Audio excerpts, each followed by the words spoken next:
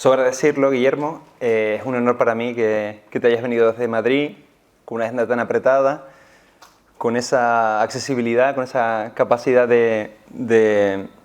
pues, de aportar a los demás y que estés con nosotros hoy para mí es un tremendo honor. Estoy realmente emocionado de tenerte aquí, es como si, no sé, si una banda local le dijera a Metallica que sí, que puede abrir No tanto. para esa banda. Y nada, estoy, vamos, más allá de lo académico que acabamos de nombrar, lo humano que tienes es lo que realmente me inspira a mí para ser mejor psiquiatra también. Entonces te lo agradezco de corazón que hayas venido. Nada, al contrario. Muchísimas gracias por la invitación, Eduardo, a ti personalmente, a los asistentes, a quienes nos escuchan. Y encantadísimo de estar aquí en Tenerife, en este lugar tan maravilloso, tan acogedor y con esta amabilidad que tenéis que es irresistible. Así que nada, gracias. Cuando lo leía el libro me sentía a veces reflejado y me encanta por el tono reflexivo. La gente que te conoce, una de las características que yo veo en el libro, no sé si tú coincides, igual uno se ve desde fuera, ¿no? Vamos a jugar al psiquiatra analizando al psiquiatra, ¿no? Igual tendría mucho gancho en redes sociales, pero te sentías sincero. La gente que te conoce dice, está ahí en el libro. O sea, sí, la verdad es que, o sea, a ver, voy a desarrollar un poquito la idea. Claro, yo no soy un escritor, sino que soy un médico psiquiatra como tú, que tengo más o menos un poquito más de 25 años de experiencia clínica y en un momento dado pues me pareció oportuno dar el paso de escribir un libro pues, de divulgación, donde añadiera un poco una reflexión sobre la especialidad, sobre todo para que la gente que no forma parte de nuestro mundo conociera lo que hacemos, conociera cómo es la enfermedad mental, cómo es la experiencia de tener una enfermedad mental, también de tratarla. Y entonces, en el proceso de escritura, yo evidentemente tuve momentos de inseguridad, o sea, de decir, sí, o sea, de decir, bueno, yo no digo, a lo mejor no tengo suficiente talento, no es a lo que yo me he dedicado. Y lo que me salvó un poco esos momentos de inseguridad fue decir, bueno, lo que voy a contar que sea sincero. Es decir, voy a ir como a la veracidad. Que luego a la gente no le gusta, bueno, pues mira, no pasa nada, lo aceptarán, dirán, bueno, pues este chico ha hecho este libro y tal. Y la sorpresa ha sido, bueno, pues que parece que a bastante gente sí que le ha interesado, le ha gustado, ¿no? Y además te comentaba hace unos minutos, ¿no? que ya estamos en la 5ª edición, entonces, bueno, eso me refuerza mucho, ¿no? Que habiendo salido en octubre, pues le guste a la gente. Y yo creo que a lo mejor ha sido por ese punto de veracidad. Es verdad que hay mucho mío ahí. Yo en el día a día soy tirando más a reservado y en cambio hay gente que dice, joder, en tu libro te muestras muchísimo. Pues sí, es un poquito así. Enganchando un poco con esa cuestión, ¿te ha permitido rescatar esa parte? Porque a veces yo no te percibo tímido, porque a veces la empatía conecta y es más fácil comunicar y yo creo que nos comunicamos a un nivel de profundidad bastante alto, a pesar de conocernos de congresos desde hace muchos años, de coincidir en sesiones y demás. ¿Cómo es desnudarse a través de un libro entonces? Sí, o sea, es verdad que o sea, yo sí que tengo capacidad para establecer, por ejemplo, contigo desde el 2000, yo creo que nos conocemos desde el 2009, 2010, por ahí, que fue vamos, muy bonito en que me invitasteis a hablar de cognición social y tal en su momento. Y sí que entablo relaciones de amistad con cierta facilidad en el uno a uno, pero en general yo no diría que soy una persona súper sociable y que en una fiesta esté siendo el centro de atención. En cambio, el libro, la escritura, me permite establecer una cierta intimidad con el lector, que yo no sé quién es, pero que intento que el lector también reciba mi prosa o mi estilo con un tono como de intimidad, ¿no? Y hay gente que lo ha leído y sí que me ha dicho que lo ha notado, ¿no? O sea, como que la literatura no tanto lo veo como una exhibición de qué bien escribo y entonces me tienes que admirar. Creo que no, seguramente porque no tengo ese talento o esa virtud, pero sí que lo veo como un encuentro porque el lector crea el libro en parte, ¿no? O sea, cualquiera de nosotros, si se compra un libro, bueno, está lo que ha escrito el autor, pero el lector hace mejor o hace peor al mismo libro, ¿no? Entonces yo creo que hay un encuentro ahí de miradas que me parece muy bonito y que a mí sí que me resulta emocionante, ¿no? Increíble, porque es curioso que un libro te haga reflexionar. Claro, no sé el fenómeno que le pasará al resto de personas que lo hayan leído, pero para mí,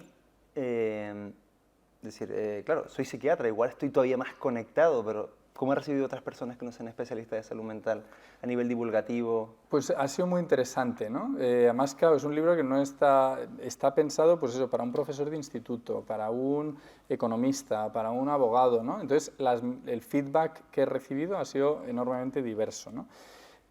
Por ejemplo, se lo han comprado varios pacientes, ¿m? Y entonces, para ellos, lo que me han dicho es, oye, hay algunos casos en los que me he visto identificado, esto me ha servido, pero me he dado cuenta también que los psiquiatras, claro, son personas, es decir, que aplican su conocimiento, que se han formado, que tratan de ayudarnos, pero que detrás hay una biografía, hay unas emociones, hay unas dudas, y esto a mí la verdad es que me ha gustado, porque en la psiquiatría tiene que haber también un encuentro entre dos seres humanos, ¿no? Entonces, que nos humanicen creo que mejora la psiquiatría. ¿No? O sea, yo no creo que no es buena idea esto de que a veces hemos incurrido, ¿no? Los médicos, los psiquiatras, de figuras como omniscientes. Sí. Poner una barrera en el fondo, ¿no? Claro, un poco inhumanas, ¿no? En algún momento, ¿no? Y yo creo que no, tampoco se trata de desposeernos de cualquier autoridad, eso no, pero sí de humanizar la psiquiatría. Yo creo que hay que humanizar la experiencia de la enfermedad mental, pero también humanizar la psiquiatría. Claro. O sea, la mejor forma de conectar con otra persona es que te vean humano también. A veces no... Claro. ¿Cómo crees el tema de la saturación? También eres jefe de servicio del Hospital de Alcalá. ¿Cómo ves el tema de la saturación y cómo complica un poco la intervención? Porque hay un par de partes muy interesantes en las que, bueno, tú eres una persona muy... o yo te percibo así, o lo he vivido al leer tu libro, inquieta y preocupada sobre todo en el otro, en el sufrimiento, en aplacar el sufrimiento del otro desde cualquier perspectiva y desde cualquier tipo de conocimiento que le puedas aportar para solucionar ese caso. O sea, es como si sintiera que lo terapéutico está por encima de la técnica. Sí, sí, sí, bueno, fenomenal que captes eso, ¿no? A ver, yo trabajo en la pública, conozco de primera mano la saturación del sistema público en salud mental y tenemos que mejorar muchísimo. Pero yo incorporaría una reflexión sobre el milagro que supone tener sanidad pública. Es decir, yo estuve hace 20 días por ahí en Los Ángeles, por ejemplo, ¿no? Y voy mucho a Estados Unidos porque, bueno, pues por temas del Congreso Americano de Psiquiatría, y está en San Francisco, en Nueva York, en Filadelfia, en muchos tal. Bueno, un país como Estados Unidos tan importante, claro, es que está años luz nuestro por detrás. Es decir, tiene una asistencia sanitaria súper fragmentada, con un problema de equidad abismal, con personas, como sabes, personas que viven en la calle, con drogadicciones, con enfermedad mental totalmente que no vemos en España esa gravedad, porque son pacientes que a lo mejor la última vez que les trató un profesional fue hace 4 años. Y entonces son enfermedades mentales con una deriva horrible, ¿no? Entonces, realmente es verdad que luego, si tienes dinero, te atiende el mejor hospital del mundo, ¿no? Un hospital universitario de élite, con investigación y tal. Pero si no lo tienes, estás muy tirado, ¿no? En un país tan potente como Estados Unidos, tan competitivo, ¿no? Claro, el milagro de la sanidad pública, tenemos que todos volver a darnos cuenta del valor que tiene y que tenemos que todos remar en esa dirección, porque si no se va a caer. Si uno de los agentes dejamos de empujar, yo creo que es muy fácil que se rompa, que se fragmente y tal. Entonces, bueno, trabajando en la pública me cuesta mucho, evidentemente He trabajado también a veces en la privada, no de manera masiva, pero y el tiempo que le puedes dedicar al paciente es maravilloso.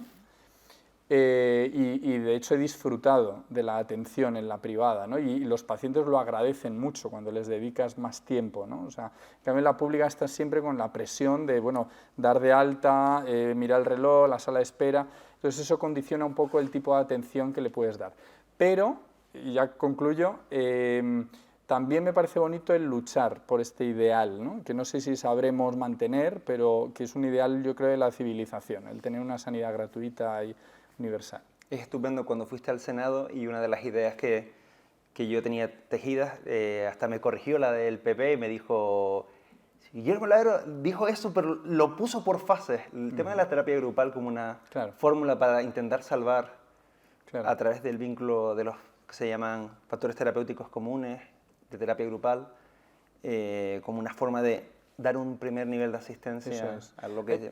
Exacto, o sea, es un ejemplo lo que tú acabas de poner de que para que la sanidad pública sobreviva tenemos que ser muy pragmáticos y muy realistas. Si nos ponemos idealistas y maximalistas, se va a caer, es decir, porque no va a haber dinero. Lo que hay que ser es imaginativos, pragmáticos, lo que ha funcionado en otros países aplicarlo, innovadores, en cierta manera competitivos en el sistema de evaluar nuestros resultados, o sea, no ser autocomplacientes, porque hay veces que desde lo público hay cierta autocomplacencia, de no lo hacemos bien, ¿no? Que nos lo paguen. No, bueno, a lo mejor hay que evaluar, hay que ser autocríticos, a lo mejor hay inercias que llevamos haciendo 1000 años que hay que dejar de hacer. Entonces, bueno, así podremos, yo creo, sobrevivir, ¿no? Qué bueno poder revisarse y darse cuenta también de lo que te aporta el lugar en el que estás y cómo de forma creativa compensar los déficits que tanto... Porque es muy fácil posicionarse en la queja sin aportar soluciones, que lo cuentas en el libro. Eso es, sí. O sea que es increíble. ¿Qué te llevó a ser psiquiatra, entrando en la parte más biográfica? Bueno, pues mira, esto yo creo que no te lo he contado. O sea, mi vocación, cuando yo era adolescente y tal, era más bien el cine. O sea, realmente era muy cinéfilo. O sea, luego, claro, es que no puedes seguir siéndolo porque no tienes tiempo, no tienes energía. Pero vamos, yo con, pues eso, 17, 19, 22 años, era un loco del cine. O sea, del cine clásico, además, del cine de los años, bueno, de los años 30, 40, por supuesto, pero luego, bueno, pues hasta los 90, hasta los 2000, veía muchísimo y era una pasión, realmente. Lo que pasa es, bueno, pues la medicina... dudé entre humanidades y medicina, o sea, esa era un poquito mi idea en la elección de la carrera, y al final me he dado cuenta que hay un punto de encuentro entre el cine y la psiquiatría, porque ambos comparten, tú estás viendo una película y tienes que estar continuamente mentalizando lo que piensan, sienten o las intenciones que tienen los protagonistas de esa película. O sea, tienes que entender psicologías ajenas a la tuya para disfrutar de la película, para entender un diálogo, para saber quién es el asesino, y la psiquiatría tiene algo también de ver a un ser humano y tratar de, bueno, no tiene mi mente, tiene otra mente, me voy a poner en sus pies. La toma de perspectiva, me voy a olvidar de mí mismo. El espectador de una película se olvida de sí mismo durante 90 minutos. En psiquiatría hay un punto también de suspensión del yo. Es decir, mis ideas políticas, mis gustos, lo voy a dejar a un lado porque no son tan importantes. Voy a ver esta persona que tengo delante, cómo ve el mundo. Yo creo que hay un punto de encuentro. Qué bueno. También tener esa capacidad que, quiero decir, no todos los especialistas en salud mental la tienen, pero bueno, lo bueno es que se puede repartir la pelota, como decían los entrenadores de fútbol. Es decir, si hay un tipo... A veces... ¿Qué piensas? ¿Que nos eligen más? La técnica, por ejemplo, es muy típico ver a cognitivos conductuales obsesivos, de personalidad de base, o gente muy creativa tirar más por el psicoanálisis, si te pones. Claro, yo ahí, antes has hecho mención, creo mucho en los factores comunes de la psicoterapia. Entonces yo creo que, por ejemplo, esta capacidad de mentalizar que estamos ahora nombrando, creo que es un elemento muy importante para un terapeuta, aunque sea cognitivo-conductual, aunque sea psicodinámico, sistémico o lo que sea. Es decir, la capacidad de entender al paciente. Luego la técnica, pues bueno, depende mucho de lo que te has formado, de por dónde te han llegado la literatura, los libros, los profesores, ¿no? pero esa pretensión de entender cómo concibe el mundo la persona que tienes delante, que la veo súper terapéutica, ¿no? Exacto. Claro, si eres incondicional, igual da igual la técnica. Creo que lo hablamos un poco el otro día en psiquiatría, en Zaragoza, en el Congreso de Psiquiatría. Claro, o sea, bueno, ya sabes que hay metaanálisis, ¿no? El de Bruce Walpole, ¿no? Que es el que más se suele citar, que demuestra mucho, ¿no? que la importancia técnica, del vínculo. ¿Sí? Claro, o sea, que la técnica influye en el resultado, en el outcome de una terapia, pues a lo mejor en un 20%, pero que, por ejemplo, la generación de alianza terapéutica, ¿no? De tener metas comunes, objetivos comunes, por ejemplo, en cada sesión o a lo largo de la terapia, cuenta a lo mejor un 80%, ¿no? O la generación de empatía, ¿no? Que el paciente se vaya a su casa diciendo me he sentido comprendido, eso también puntúa como un 0,8 frente al 0,2 de la técnica, ¿no? O, por ejemplo, la importancia de mantener un encuadre, ¿no? Un encuadre, unos límites, qué se hace en una terapia, qué no se hace, también eso es un factor terapéutico muy importante, yo creo. Es súper curioso porque a veces el vínculo se estropea por el estrés y el narcisismo a veces también desactivan la empatía un poco, ¿no? Sí. ¿Cómo ves? Nos afecta a todos, también a los especialistas de salud mental, en la creencia de la omnipotencia y demás. Bueno, sí, gran tema, ¿no? El que nombras, ¿no? El del narcisismo del terapeuta, ¿no? O sea, hay puestos en la sociedad que tenemos, yo creo que mucho margen para hacer el bien, pero también de hacer el Exacto. mal, ¿no? Y hay muchos, o sea, un profesor, por ejemplo, un profesor en secundaria puede cambiarte la vida y Exacto. descubrirte el arte, la literatura, la ciencia, y decir, bueno, menos mal que tuve este profesor a los 15 años, pero también te puede destrozar la vida, ¿no? Y llevándolo al límite, bueno, pues cuántos casos hay, ¿no? De abusos, ¿no? Cuando alguien tiene autoridad sobre otro ser humano, pues hay riesgo, ¿no? Sí. Hay riesgo. El psiquiatra tiene mucho riesgo y evidentemente, ya que lo nombras, pues el narcisismo patológico me parece que bueno, es abominable en el ejercicio de la psiquiatría. Establecer una relación de poder aprovechando la relación terapéutica. Totalmente, O sea, eso es como la peor cara de nuestra profesión, ¿no? Claro, ahí hay figuras, en el cine, en la literatura, han aparecido psiquiatras y claro, muchas veces son estereotipos, son clichés, ¿no?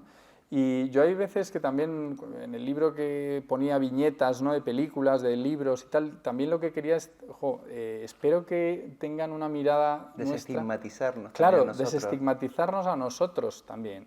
Es decir, porque es que entre el psiquiatra loco, el psiquiatra psicópata, el psiquiatra narcisista, claro, al final yo no iría a un psiquiatra con las imágenes que hay de psiquiatras. El psiquiatra que se enamora de sus pacientes, que también sale mucho en el cine, ¿no? O sea, en realidad me olvido de que soy psiquiatra y me pongo como paciente y me genera todo mucha inseguridad. El psiquiatra puramente prescriptor, poco menos que un camello con receta. Bueno, pues ese es uno de los temas del libro, ¿no? Confluir, primero, la necesidad de desestigmatizar la psiquiatría y, por otro lado, esa tendencia a los polos que ha habido en nuestra especialidad, ¿no? Y que nos ha hecho tanto daño, ¿no? Donde ridículamente, yo diría, la figura del psiquiatra como prescriptor. O sea, ese es un ejemplo de reduccionismo, de además arrinconamiento de la psiquiatría. O sea, al final en el tablero de la salud mental, donde entra todo el mundo, donde entra servicios sociales, educación, enfermería, trabajo social, oye, y todos sumamos, de repente, durante unos años, los psiquiatras se colocaron en una esquinita diciendo que lo único que les interesa son los neurotransmisores y los fármacos. Exacto. En nefasta posición. Afortunadamente yo creo ya obsoleta, ¿no? Yo creo Creo que estamos empezando a establecer lazos por lo terapéutico. Creo que la crisis de salud mental nos ha permitido conectar más, pero a veces había un criterio también de identidad, es decir, yo soy el psiquiatra. Y había un tema de ego también, es un poco lo mismo, nos estamos un poco desarticulando por una cuestión de narcisismo, es decir, yo soy psiquiatra, soy médico, ¿tú qué eres? Y los psicólogos son meros pastilleros, cuando realmente nosotros también podemos tener una formación específica en Sí, psicoterapia claro. y ustedes en Alcalá Claro. tienen una línea muy, muy interesante Sí. de psicoterapia y se establecen vínculos. Yo creo que la cooperación entre... Claro, lo que tú nombras es muy típico de las dinámicas grupales, que es eso, la generación de identidad a partir de la oposición, de la diferencia. Eso es. O sea, yo soy esto porque tú no puedes prescribir, entonces me extremo en mi capacidad de prescripción. Cuando en realidad lo razonable, yo creo que pisando la realidad de los pacientes, la literatura, lo que creo que es razonable es la psicofarmacología es una herramienta utilísima para los pacientes, pero evidentemente no es la única herramienta. La tenemos que complementar con herramientas psicoterapéuticas que tampoco son la única herramienta, pero que hay que complementarla con otras, o herramientas sociales, puramente sociales, que a veces son decisivas, ¿no? O herramientas puramente somáticas, no farmacológicas, ¿no? ¿Cuántas veces una intervención física, ¿no? o ahora con la neuromodulación, ¿no? Que tú también conoces, nada resta. Es decir, si podemos ayudar al paciente de 3 maneras distintas, ¿por qué rechazarlo? Entonces, al final... Distintas y complementarias también, porque no... ¿Qué te impide poner un fármaco y hacer una psicoterapia? Complementarias y a veces sinérgicas. Sinérgicas. Es decir, más a que veces, la suma de las partes. También en algún capítulo sale un ejemplo de sinergia, es, por ejemplo, la desinstitucionalización, Claro. que todos estamos a favor de que fue un paso histórico en la evolución de la humanidad, ¿no? El fin de los manicomios. Coincidiendo con la aparición de la psicofarmacología, claro. No se puede negar. Es decir, esto no fue porque sí, no es que se abrieran las puertas desde los ideales, no, es que hubo herramientas farmacológicas que posibilitaron, no curaron a la gente, evidentemente, no las curaron, pero les produjeron una mejoría de la intensidad de la sintomatología que posibilitó que intervenciones psicosociales y comunitarias fueran decisivas. Un ejemplo como nuclear de sinergia. Y hay un sinnúmero de ejemplos de sinergias. Por tanto, mi posición, y además yo sé que coincido contigo en esta posición, lo que tiene sentido es ser integrador, ser conciliador, ser tolerante, no hacer del campo de la salud mental un campo de batalla, de demonización del otro, porque bueno, eso alimenta a los egos, las tribus, pero los que se van perdiendo son los pacientes, que tienen una complejidad. La enfermedad mental es el campo de la complejidad, porque el cerebro es muy complejo, porque la mente es muy compleja, los sistemas familiares, la biografía es muy... El sentido de la vida. El sentido de la vida a nivel filosófico. La expectativa, claro, entonces, la narrativa. En esa complejidad no va a funcionar una mirada única. Eso es. Por eso, tú puedes pensar distinto de mí, pero creo que no tiene sentido demonizarte, Exacto. porque a lo mejor tu mirada puede complementar la mía. Exacto. Claro. Esa es una forma de acercamiento, creo que para la vida en general, pero para la salud mental es súper útil. Yo creo que es para la vida en general, y además te hace tener un talante pues más, bueno, pues, pero en la salud mental yo creo que tenemos que aprender de nuestra historia. O sea, hemos cometido demasiados errores para seguir reproduciéndlos, ¿no? De la polarización en la psiquiatría, o sea, sigue habiendo, a veces yo trato de combatirlo, ¿no? Pero que haya 2 bandos. ¿Cómo 2 bandos? Es que no puede haber, o sea, vamos, no quiero entrar en otros temas, pero es que no puede haber 2 bandos en campos complejos, como puede ser la política, como puede ser la salud, como puede... No. Vamos a hablar más de cosas concretas, ¿no? A veces parece casi un reduccionismo para ponernos a pelear. Sí. Porque en el vacío de la falta de identidad propia, soy del Barça, soy del Madrid, que justamente siempre lo he hablado, este tipo de ejemplos, y tú creo que lo pones en el libro. Claro. Yo soy de Atleti, soy de tal, soy de... O sea, si convertimos la salud mental o otros temas, ¿no?, en soy del Barça, soy del Madrid, desaparece el conocimiento técnico. Exacto. Y desaparece el conocimiento basado en la evidencia. Y desaparece la lectura crítica de la literatura. Y eso es lo que nos va a salvar. Es decir, leer bien el conocimiento científico para discriminar, para que no nos tomen el pelo, para que no acabemos dando a pacientes cosas que no son eficaces. O sea, ahí es donde hay que poner el énfasis, en que la gente, los residentes, los estudiantes, sepan leer artículos, sepan investigar, podamos hablar desde distintos puntos de vista. Eso es. Estudiar autores que a priori no tienen nada que ver con nosotros para tener una reflexión y un contrapunto, el silencio de la partitura, lo que te da un contraste reflexivo sobre la práctica clínica y sobre lo que somos Claro, nivel de y humanidad. que nadie pueda decir, no, yo es que no quiero, no leo nada de farma, porque yo soy, no, Sí. eso no puede ser. O yo no leo nada de derechos humanos, porque eso es de los del otro bando. Eso es, tío, ¿De qué qué me estás tristeza. hablando? Que los derechos humanos no te interesan. Claro. De los pacientes. O sea, lo que pasa es que tenemos que abrir la mente. Claro. ¿Sabes?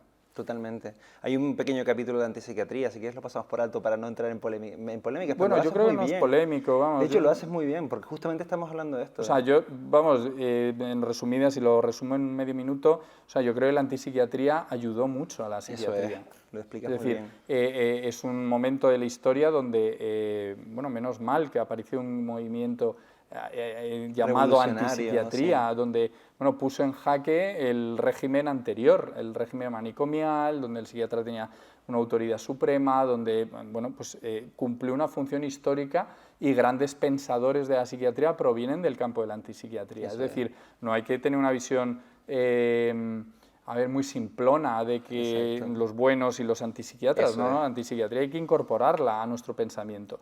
Ahora bien, hay una neo-antipsiquiatría muy destructiva, muy, que yo creo que no se sostiene con datos, Ni con evidencia. bueno, que demoniza mucho a la propia especialidad Sí. y que yo creo que eso, pues, bueno, pues no, yo no estoy de acuerdo, digamos, con esa idea, ¿no? En ese sentido, yo no creo o no quiero polemizar, sino que es como llegar a puntos mínimos común denominadores, ¿no? Sí, esos puntos de encuentro. O sea, lo que pasa es que hay cosas, por ejemplo, cuando estuve en el Congreso americano y había una manifestación de la Iglesia de Cienciología, Lo comentas en el libro. claro, también. llamando asesinos y criminales a los que entrábamos en el Congreso, pues hombre, no estoy de acuerdo. O cuando hay una neo-antipsiquiatría que dice que los psiquiatras, pues yo qué sé, hacemos X prácticas, pues tampoco estoy de acuerdo, ¿no? Es decir, que conciliar tampoco quiere decir todo vale, ¿no? ¿Quién te ha inspirado a ti como autor? Independientemente, si quieres vamos primero a lo artístico, porque me interesa muchísimo la parte de cinéfila, es estupendo que refieras, por ejemplo, que te atraían más eso que todo el mundo refiere como peñazos, Sí, sí. con esas miradas Sí. insinuantes que uno decía, pues puedo mentalizar y ahora estoy aquí y ahora estoy en el otro personaje y veo la dinámica que se establece. Hay autores, directores que me entusiasman, me fascinan, y en cambio hay gente que dice, pero si son rollos, como me decía, un peñazo. Por ejemplo, Eric Romer de la Nouvelle Vague, ¿no?, de los años 70, maravilloso director, donde en sus películas no ocurre nada, pero es que ocurren miles de cosas si estás atento. Es el universo de la mente humana. Entonces, ¿qué espectáculo iguala eso? O, por ejemplo, hay un autor británico que se llama, bueno, él nació en California, pero muy british, ¿no?, que es James Ivory, que hace sobre todo adaptaciones de clásicos ingleses, de Ian Foster, no sé si la has visto, Una habitación con vistas, o La copa dorada, o Regreso a Hogwarts End. Me parecen películas maravillosas, donde hay muchísimas emociones, y en cambio hay gente que dice, ay, pero si son muy frías. Y digo, pero no son frías, lo que pasa es que las emociones están contenidas, son sutiles, las tienes que ver. Y yo con los pacientes me ocurre lo mismo. O sea, a veces tengo al estudiante y me dice, ay, no, pero esta mujer pues tiene fibromialgia, ¿no?, nada más. Y yo digo, ostras, te has perdido la película. Te has perdido la película. Tiene Exacto. fibromialgia, sí, es una fibromialgia más. Exacto. Pero la película nos la ha contado y te la has perdido, porque no has estado atento. Qué interesante, ¿Sabes? qué interesante. A nivel literario das muchas referencias también. Sí, o sea, la literatura me encanta. Mi referencia, me decías, ¿quién te ha inspirado? Vamos, yo no lo oculto, que yo he sido siempre fan de Oliver Sacks. O sea, yo cuando era estudiante fue como un autor que me alimentó mucho la vocación. Te voy a decir algo que me impactó, porque justo me vino a la mente cuando estaba leyendo el libro, y luego leí esto que te lees el libro y luego dices, voy a ver el prólogo, o sea, Sí. o las críticas, y que todas son muy positivas. De momento, no me acabo de fiar. Hasta hoy, Guillermo. Hubo un amigo que hizo una leve, y además... Lo vi en LinkedIn. Además súper respetuoso, Desde aquí te digo que no además estoy de le acuerdo tengo en mucho esto, respeto, efectivamente. Y incluso le agradezco que haya sido crítico en alguna cosa, ¿no? Qué buen talante, qué demostración ahí, porque a veces se convierte Claro, el no tiene fenómeno sentido. Twitter. Él se sorprendió de que yo le agradeciera. Me dijo, bueno, qué elegante, no sé qué. Pero fue sincero, o sea, es que, ¿cómo no va a ser criticable en mi libro? Es decir, Claro. y además dijo cosas que digo, pues es que tienes razón. Una de las cosas que dijo, por ejemplo, es que la psiquiatría que aparece en mi libro no es del todo representativa de la psiquiatría que se ve en el día a día. Pues dije, pues puede ser, Pero puede ser. ¿cómo puedes no serlo si estás hablando Claro, de ti, es lo que me desde ha ti? impactado a mí, lo que me ha tocado a mí el corazón, Claro, ¿no? eres tú. O sea, es Soy desde yo, ti, es la psiquiatría que tú has vivido, que eso podías es. haber vivido Una otra, pero psiquiatría, eso contado de manera subjetiva, no es una representación estadística de la realidad, ¿no? Pero bueno, hablábamos de las críticas, ¿no? y de cómo muchos han subrayado la referencia a Oliver Sacks, ¿no? Que lo leíste en el sí, prólogo. porque para mí creo que va a ser una referencia en salud mental equiparable a ese nivel de decir, balancear lo didáctico, divulgativo, lo humano experiencial y luego relacionar, que es algo muy interesante que la gente va a dar chicha también, pero que es muy interesante y es donde incluso se te percibe más sincero. Te he visto como terapeuta y te he visto como ser humano en el libro. Haces a veces fragmentos, hace muy bien, muy guionizado, muy de cine, también soy bastante cinéfilo, de el caso, la teoría sobre el caso, mi experiencia personal o reflexión sobre esto desde la humanidad más allá de la psiquiatría. Claro, sí, son esos guiones, ¿no? Donde yo intercalo cómo estoy viviendo yo esa entrevista con el paciente, ¿no?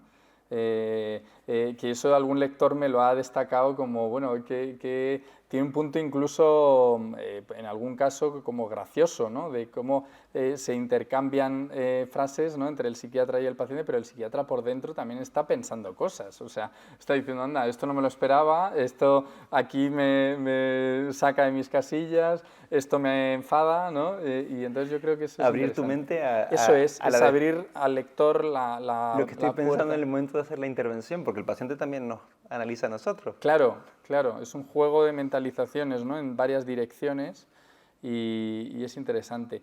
Y sí, sí, la literatura de casos clínicos a mí me ha gustado y luego es que ha habido muchos médicos escritores. O sea, hay un punto, eso me interesa a mí explorarlo mucho, o sea, desde Chekhov, por ejemplo, que los cuentos de Chekhov, Chekhov tiene una formación médica y a mí me encantan los cuentos de Chekhov, creo que son retratos psicológicos maravillosos. O por ejemplo en España Luis Martín Santos, ¿no? Que era psiquiatra y que yo creo que tiene una de las mejores novelas contemporáneas, vamos, del siglo XX, que es Tiempo de silencio, ¿no? Uf, el mal Y que está grabado para coger las referencias. Esa no la tenías en el libro, ¿no? esa yo creo que no la nombro, No. pero los médicos, escritores, creo que ahí hay una vía que podemos explorar porque yo creo que a lo mejor hemos acabado en la literatura de la misma manera y tratando de entender a los pacientes, ¿no? Y es súper curioso porque no sé si te pasa a ti también, cuando ves una película, desde la mentalización o de la experiencia, cuando te chirría no solo la parte psiquiátrica, se dice, parece que no, pero nuestra sensibilidad para detectar a veces estados anímicos o mentalizar, porque si realmente te involucras en terapia, empiezas a mentalizar con muchos pacientes, dice, esto está sobreactuando el actor o no lo está reflejando verazmente esta emoción como Claro, yo la percibo habitualmente claro. en la vida real. No sé si esto te ha dado porque podrías perfectamente ser un crítico de cine. Bueno, o sea, es verdad que a raíz de este libro he participado en varios debates Cineforum. y foros y tal con, por ejemplo, gente de la literatura. Pues me tocaba hablar con un escritor o con un artista y tal, y a veces ellos me dicen, es que vosotros los psiquiatras analizáis los problemas desde un punto de vista muy específico, o sea, lo analizáis. Es verdad que nuestra profesión es tan peculiar, tan rara, ¿no? Que yo creo que también analizamos la realidad desde un prisma personal, ¿no? Y sí, es que nuestro día a día es ese, ¿no? O sea, es una profesión chocante. Qué bueno poder dar valor a eso, ¿no? Porque mentalizar continuamente, como tú bien dices, agota muchísimo. Claro, y mentalizar, a ver si los explicar, o sea, hacemos un camino que parece paradójico, o sea, imagínate que tú eres paciente, yo te estoy escuchando, entonces por un lado tengo en mi cabeza mi conocimiento de psiquiatría y trato de lo que tú me estás contando reformularlo en clave médica o psiquiátrica.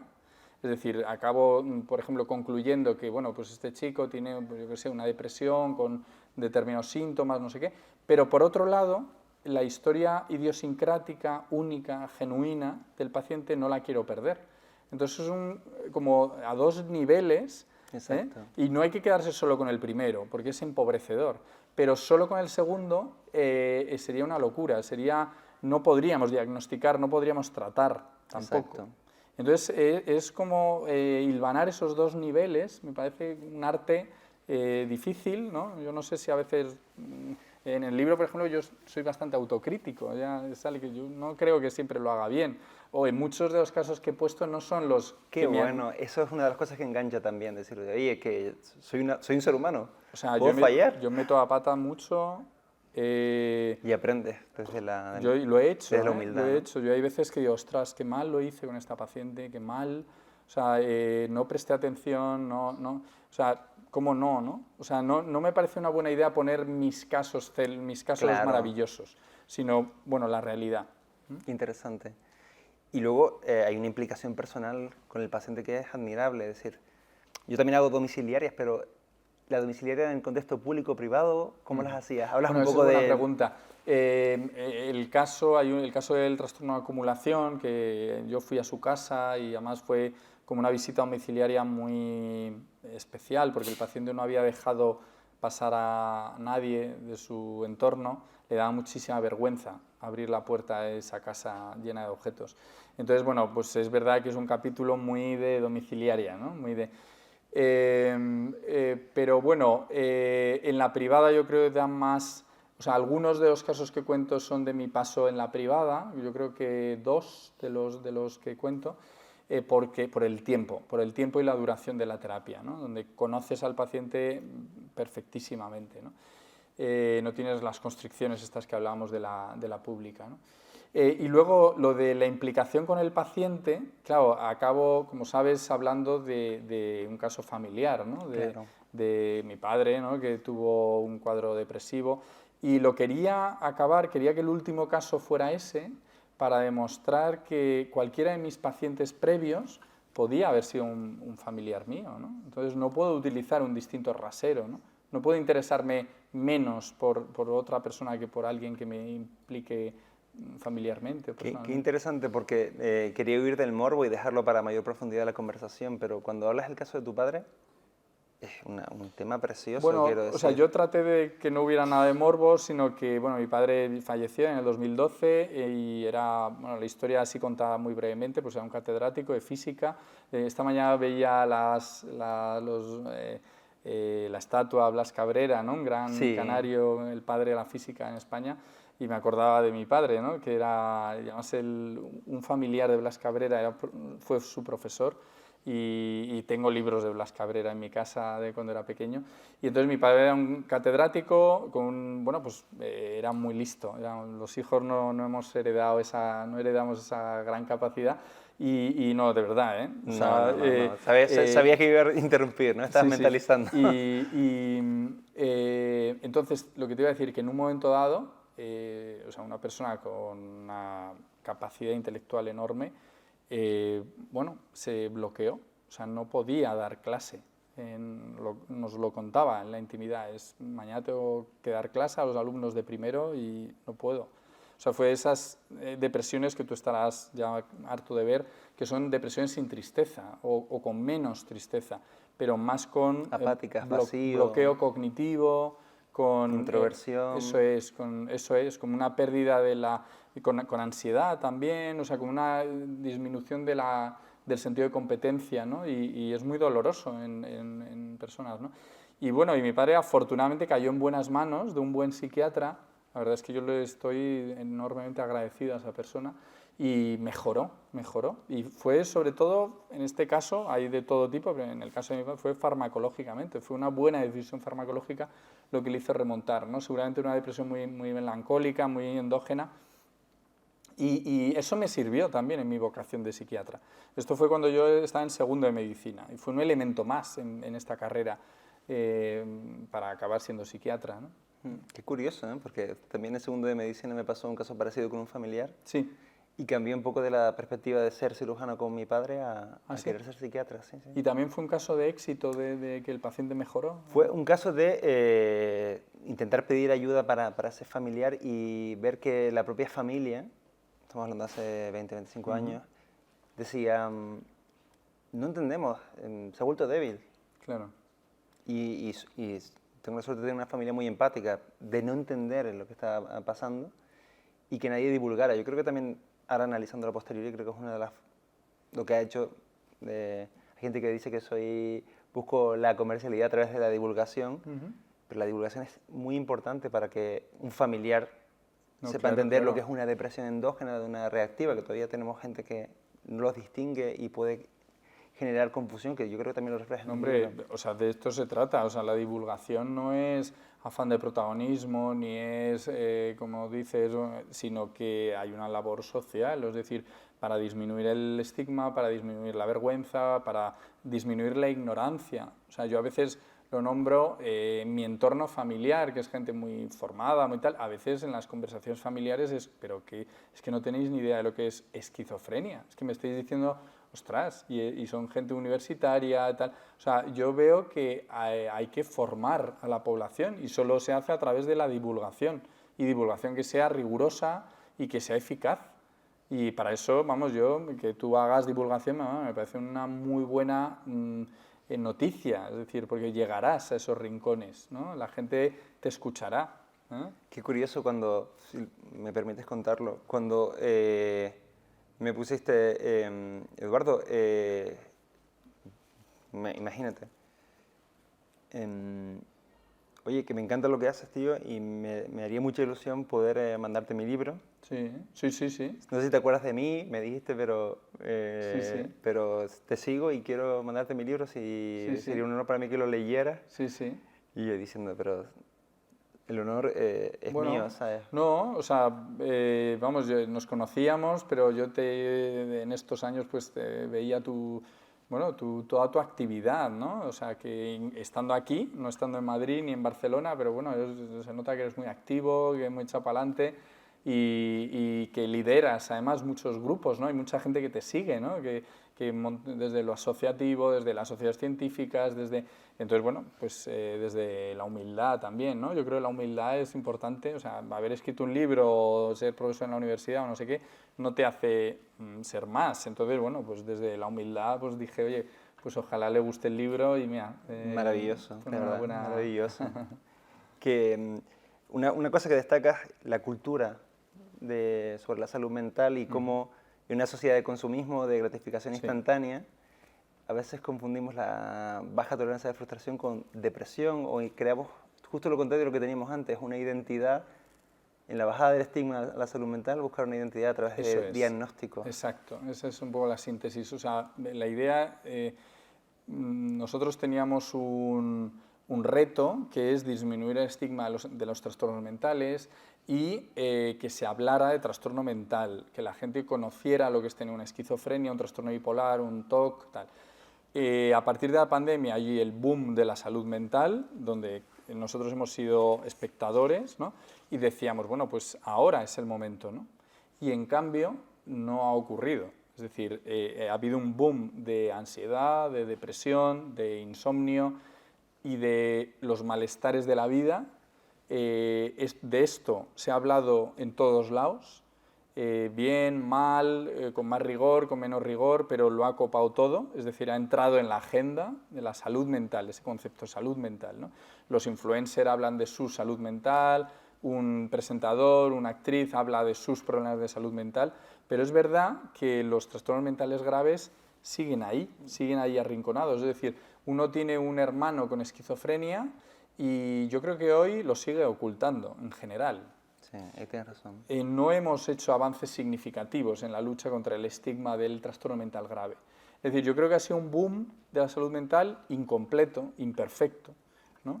Entonces, yo creo que uno de los problemas de este boom es que los malestares de la vida, el sufrimiento inherente al ser humano, lo ha reformulado en clave de ansiedad y de depresión. Es decir, queriendo desestigmatizar la depresión, cuando tenemos emociones negativas, cuando tenemos nuestro jefe nos harta, cuando estamos cansados de nuestro trabajo, cuando tenemos un problema sentimental, un divorcio, tal, pues entonces lo reformulamos como tengo depresión. Claro, y hemos desplazado las depresiones reales. Eso es, las depresiones que a lo mejor requieren más nuestra ayuda, porque las primeras tampoco el psiquiatra es clave para resolver los problemas de la vida. Lo que hacemos es acompañar, a veces sobremedicar, porque, bueno, ya que está, bueno, pues le voy a poner un Le voy a subir antidepresivo. el nivel de tolerancia al estrés. Claro, va a aumentar su tolerancia al estrés, pero a lo mejor lo que necesita esa persona, bueno, pues Es afrontarlo. la vida tiene este nivel de sufrimiento, hay que afrontarlo, el sufrimiento a veces te transforma, te hace mejor persona, te hace cambiar en la vida, te hace tomar decisiones. Entonces, yo creo que estamos a veces como tamponadores de experiencias emocionales negativas, más que tratando trastornos mentales graves. Yo creo que eso es un problema. Hay una parte súper interesante, ahora que lo podemos reconducir por ahí, que es de tal riqueza el libro que saltamos, que alguno te lo criticará. Dice, este es un tibio, no se escribe, tú lo dices. Los que somos integrativos somos los tibios, luego están los biologicistas y están los pues, digamos, antipsiquiatras o como le queramos llamar. Pero cuando haces el apunte de el paciente como un todo, como algo que ser abordado desde la complejidad y hacerlo lo mejor posible, también das una perspectiva evolutiva y biológica que es muy interesante. Claro, no, fenomenal que me preguntes esto. O sea, yo creo que o sea, no podemos decir de nada del ser humano que no es biológico. O sea, ¿cómo no va a ser biológico? O sea, somos animales. Estamos vivos. Estamos vivos. Afortunadamente. Y además, si morimos, pues ya no hablamos, ya no... O sea, es decir, una cosa tan básica, tan de perogrullo. Es decir, por supuesto que la mente tiene un sustrato biológico. ¿Solo lo biológico lo explica todo? No, porque la mente emerge de un sustrato neurobiológico, pero no hay que hacer una equivalencia entre cerebro y mente. De la mente emerge de lo cerebral, ¿no? Entonces, tenemos que tener un marco conceptual muy amplio que incluya lo biológico y lo psicológico y lo mental, ¿no? Y ese marco yo creo que existe, que es lo que los biólogos, el marco que utilizan los biólogos, los físicos, los químicos, que es el marco de la teoría de la evolución. Entonces, en la psicología y en la psiquiatría tenemos ese marco que yo creo que está infrautilizado. Yo defiendo mucho, reivindico mucho, por ejemplo, a un psiquiatra español que se llama Julio San Juan, ¿no? Que es mayor que nosotros y que es un precursor. Yo creo que es un psiquiatra al que se le ha hecho poco caso, ¿no? Y él defendía esto, como la selección natural, el darwinismo, tantas veces mal entendido, ¿no? Por ejemplo, reconvertió al darwinismo social. Hombre, el darwinismo social es repugnante, odioso. Vamos, nadie habla del darwinismo social. Además, yo soy enemigo, obviamente, del darwinismo social, pero hablamos de la teoría de la evolución de Charles Darwin, que es otra cosa, ¿no? Y entonces, la mirada evolucionista nos ayuda a entender por qué el cerebro produce determinados síntomas, ¿no? Y no otros, ¿no? Entonces yo creo que la mirada evolucionista es muy fértil, nos ayuda a entender mucho a los pacientes. Sin perder la capacidad de analizar psicológicamente el fenómeno de tolerar traumas o experiencias desagradables, resignificando para reubicarte en tu narrativa. Es que la teoría de la evolución no es nada reduccionista. O sea, donde se pone en juego la selección natural es en la interacción gen-ambiente. Y el ambiente es decisivo en la salud mental y en la psiquiatría. Esto sale continuamente en el libro, ¿no? O sea, el ambiente en el sentido de los factores de riesgo de trastornos mentales los tenemos bastante identificados. Y entonces sabemos que, por ejemplo, ser emigrante multiplica el riesgo de tener trastorno mental, haber sido víctima de una experiencia traumática o de varias multiplica el riesgo de salud mental, consumir tóxicos multiplica. Claro. Es decir, hay factores ambientales que son muy decisivos. Entonces, lo que pasa es que eso juega con la vulnerabilidad biológica que tiene un individuo o un grupo. Y entonces, el que una persona presente psicopatología o no es la resultante de esas complejas interacciones, por ejemplo, entre factores de riesgo, ¿no? Que a veces, ¿cuántas veces todos los factores van unidos, se agregan? O sea, una persona es pobre, tiene mala alimentación, consume tóxicos, tiene que emigrar y sus familiares tienen enfermedad mental. Pues bueno, pues Se suman todos los factores. se suman y multiplican todos esos factores, ¿no? Es súper curioso porque hay una parte interesante que ilustraste muy bien en la ponencia del Senado y que reflejas muy bien también en el libro, que dices el tema de vincular la pobreza con la salud mental. Hay gente que puede ser extremadamente pobre, pero si está cohesionada, puede gozar de una buena salud mental, y el rico con una salud mental espléndida y Claro, estupenda. es verdad. Esa idea la dije, efectivamente, y además está muy apoyada en datos. O sea, con los índices de salud mental, además con variables a veces bastante duras, o sea, bastante sólidas.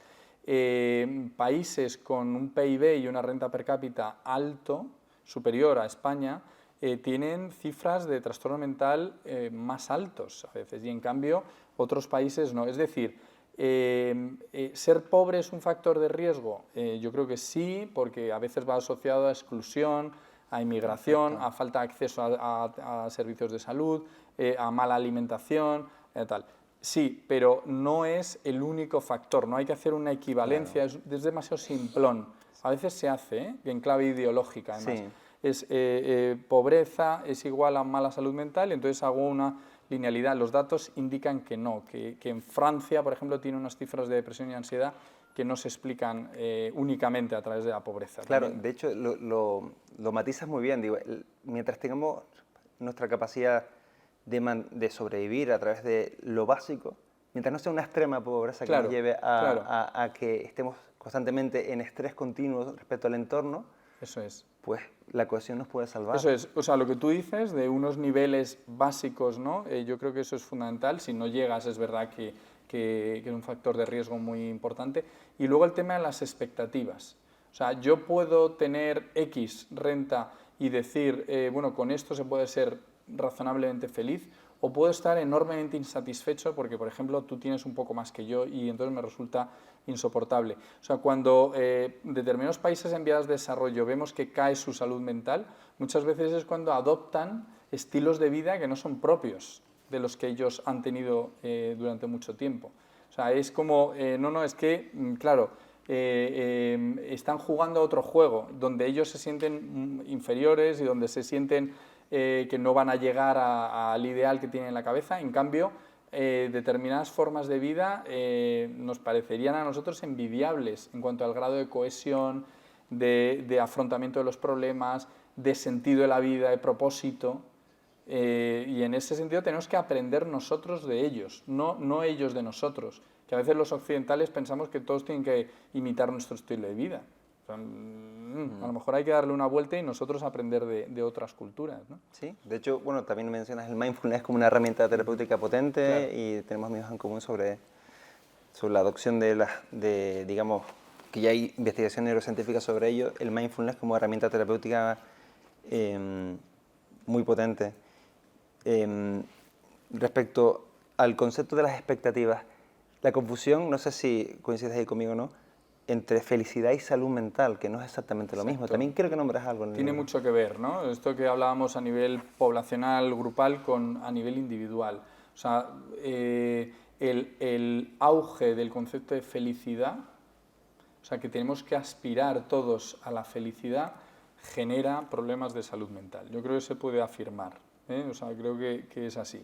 Si tú crees que la vida va de ser feliz, estás, yo creo, que cometiendo un error, porque lo que vas a es a darle continuamente a la palanca del placer. Es decir, si yo quiero ser feliz esta tarde, como no se puede ser, porque la felicidad es un concepto mucho más profundo, que tiene que ver con el sentido de la vida, que tiene que ver con la coherencia, que es mucho más longitudinal, como esta tarde no puedo adquirir esa felicidad, me impaciento y lo que busco es el placer.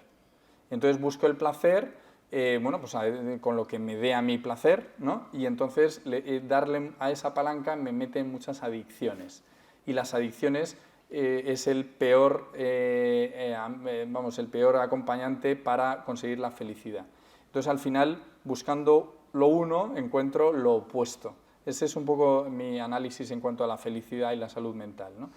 Entonces, quizá lo que hay que hacer es bajar un poquito el nivel de expectativas, saber que el sufrimiento es algo inherente al ser humano abrazar en cierta manera el sufrimiento, o sea, decir, atravesarlo. Sin resignación, como cuentas en el libro. Claro, sin resignación. Esto no es resignación, es entender la vida humana, y del sufrimiento han salido cosas muy importantes, y si te llega la felicidad, pues maravilloso, pero que no sea un imperativo, porque al final va a conseguir lo contrario.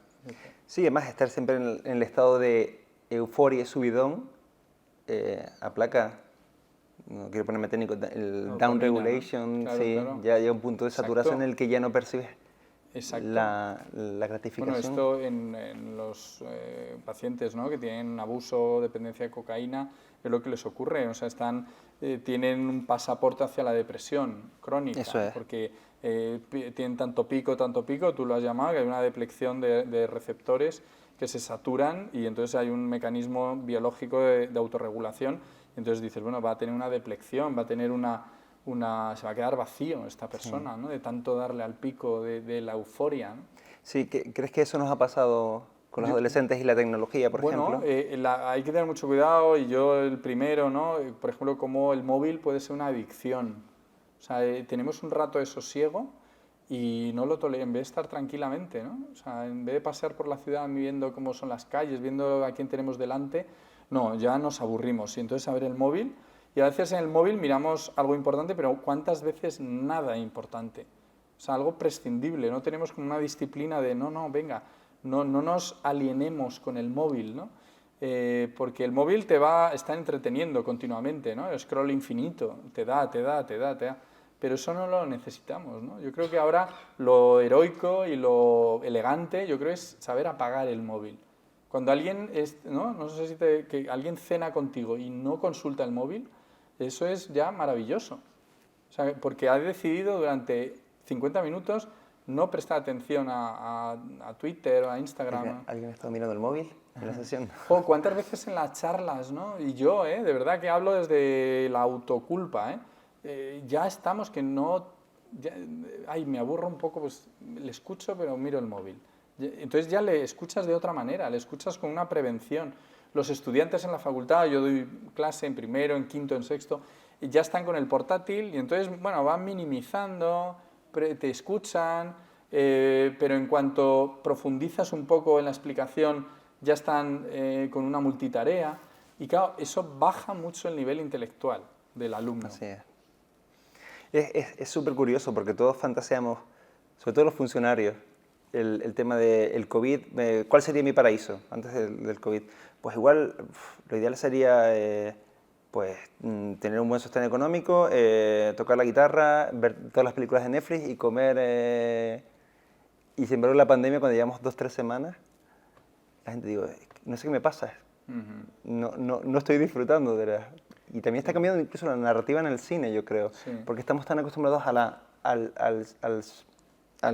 push de dopamina, al hype, a través de que las películas ya no tienen ni siquiera narrativa, todo es explosión. Lo de las series a doble velocidad, lo de los libros, la presión de las editoriales por hacer libros cada vez más breves.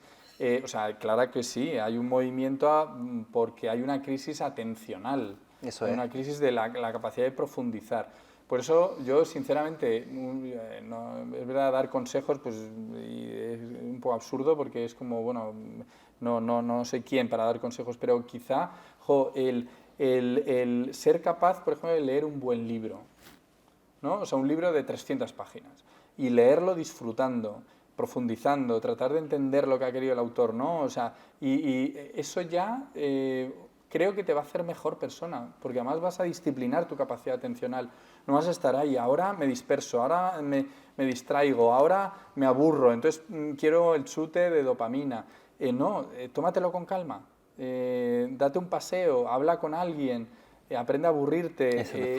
Los buenos libros no te dan chutes en la página 2, o sea, te lees a Proust o te lees y no son chutes, no son vertiginosos, pero lo que te da un buen libro cuando lo acabas es algo que no te va a proporcionar nada más en la vida. O sea, yo creo que ese es nuestro reto ahora en esta época, no caer en la impaciencia. ¿Te ha pasado de ver una película antigua que te gustó mucho y que ahora no toleras verla entera, sí, pero no, y analizándolo no a nivel técnico, sino diciendo, no sé qué me pasa, que no puedes ni explicar, digo, me estoy aburriendo, la voy a ver en 2 partes, como si fuera una serie. Eso me ha pasado mucho porque, claro, es que tú cambias y la película no cambia. Entonces de repente dices, pero ¿cómo me gustó tanto? Ya no me gusta, ¿no? Pero a mí hay muchas películas clásicas que me siguen gustando mucho. Hay que hacer este ejercicio que estamos diciendo. Una película de los años 30 no va a tener el ritmo vertiginoso que a partir de los años 90 todas las películas tienen, ¿no?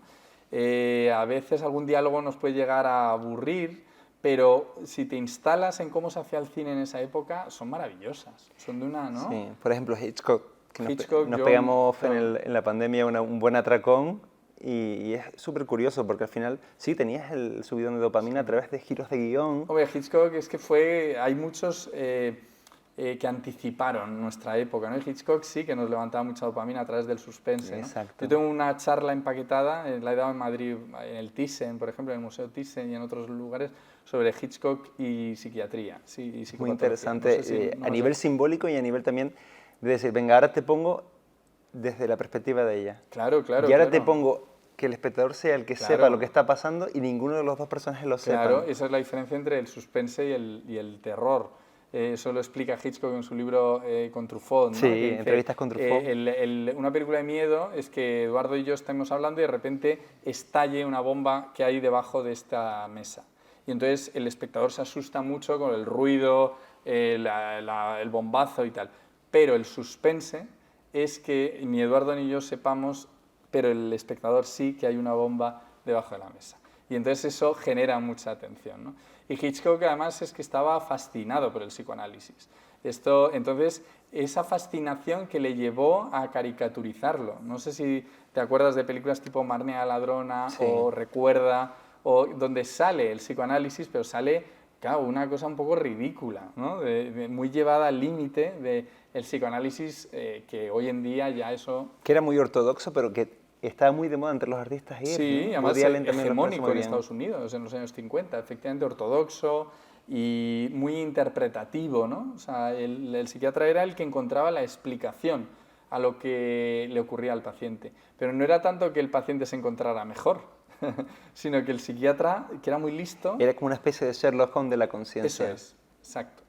Y acababa la película con el insight, o sea, con la explicación de por qué Marnie tiene fobia al color rojo o por qué el paciente de Recuerda, no sé si te acuerdas, Gregory Sí. Peck con Ingrid Bergman, pues por qué tiene esos sueños así dalinianos, ¿no? Exacto, sí, habla un poco también sobre los fenómenos de conversión en esa Sí, película eso es. y los recuerdos disociados de la Claro, conciencia. claro, los cuadros de conversión se curaban a través de la palabra, o sea, eran cuadros, era un psicoanálisis muy poco trasplantable hoy en día, ¿no? Súper interesante. Y no sé qué tiempo llevamos, pero lo estoy disfrutando. Y, igual abrimos hacia afuera. ¿Qué te gustaría que quede? Bueno, ni siquiera a nivel comercial. Este libro, el que lo quiera tener, llena el alma y es un libro que yo estoy orgulloso de haber leído antes de morir. Como dice esos Bueno. mil y un películas que ver antes de morir, mil y un libros que ver antes de leer antes de morir. Amable. Y aquí tenemos el suyo. Si quieren abrir a preguntas sin que hagamos spoiler, porque si no...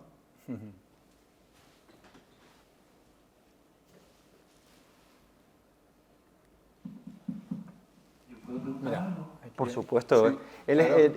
él es Fran Torrea, que es un grandísimo periodista de podcast, de divulgación. Comunicador, periodista. Bueno, Bueno, fenomenal. estás a caballo. Tengo 3.000 preguntas, pero bueno. El nombre, el título del libro. Mira, sí, sí. Muy interesante, lo tenía aquí. Es que no he cogido las tarjetas. Las palabras de la bestia Sí. musa, breve manual de psiquiatría del alma. ¿Por qué la decisión de ese título? Y si tienes claro cuál fue el motivo principal Total, para total. hacer este libro. Pues Gracias. te lo agradezco la pregunta. Sí, a ver, es un libro, me lo han preguntado esto muchos periodistas, los medios, muy claramente. O sea, es un título mío 100%, se lo dije a la editora. Al principio es como, Guillermo, dame dos Guillermo, días. impactante. Yo digo, A que chirría al principio. chirría y luego cuando lees el significado dices, Dios mío. Claro, me dijo, dame 2 días para pensarme tu explicación. O sea, tanto el título como La portada, que la portada también es muy atrevida, lo de la garra, Sí, exacto. ¿no? Las dos cosas, lo puedo decir, y Paloma Abad, que es la editora de Penguin Random House, en el día de la presentación lo certificó, son dos ideas que salieron de mí absolutamente y que afortunadamente la editorial aceptó.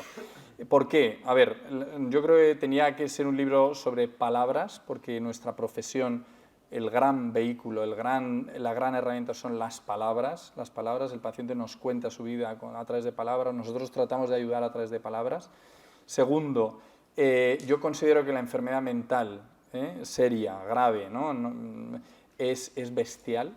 O sea, esto yo no quería una psiquiatría light, así muy optimista, muy naif.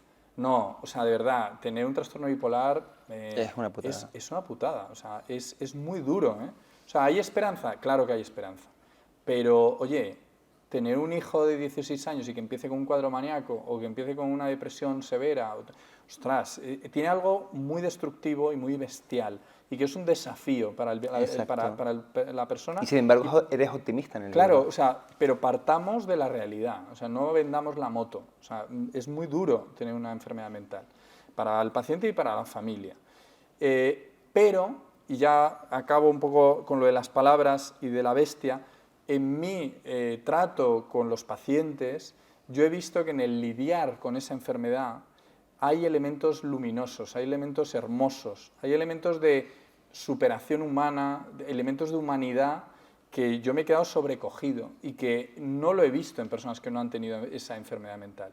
Entonces creo que yo podía contar, lo que podía aportar desde mi experiencia de psiquiatra eran las palabras, es decir, los relatos de los pacientes de la bestia hermosa, es decir, de algo muy duro, pero que a la vez nos puede dar alguna clave realmente inspiradora, ¿no? Esa era un poquito la intención del libro. Y luego rescatas una frase muy bonita que es como poner el broche, es decir, la única forma de derrotar a la bestia es mirar a los ojos. Claro, es un proverbio oriental que dice, para derrotar a la bestia, primero la tienes que vestir hermosa.